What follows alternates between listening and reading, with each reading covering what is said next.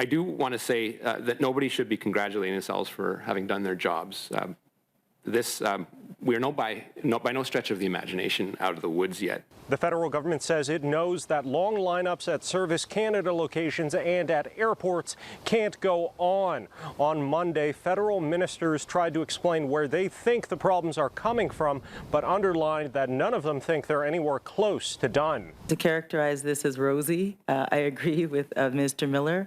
It is decidedly not that, and it is about teamwork. And the other thing that I would say, it's also about being real and honest with Canadians. The federal government says it plans to hire thousands more people in passports, immigration, and airport security. But the lines felt just as long as before at this Service Canada location outside Toronto.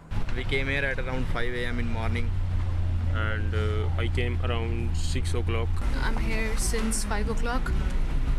And I'm waiting for 2 to 3 hours. Yeah, around 80 people were they were waiting already in front of me, and I came to know that they are waiting from around 4 in the morning. Nearly every person in this line were international students waiting for social insurance numbers so they can start working. Some say they waited all day Friday and were turned away after Service Canada closed for the day. This woman came to help a relative who just arrived and says she wasn't expecting this. The time I came around 3 years ago, it was like just 5 to 7 minutes of waiting, nothing like this, but it's taking so much longer. Everyone else is waiting, and even some people are not sure that they're going to get their turn today or not. Marcy Ian, co-chair of the task force on services to Canadians, says part of the problem is huge demand after the pandemic.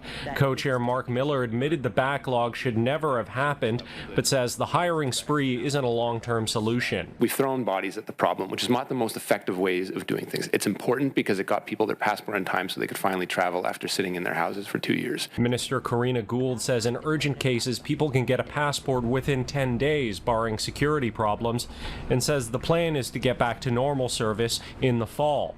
But the fall seems a long way off for those still in line. This man wasn't able to get in last week and will likely have to come back a third time. It's my mistake, I guess. I need to get early here. In Ottawa, Xiaoli Li, City News.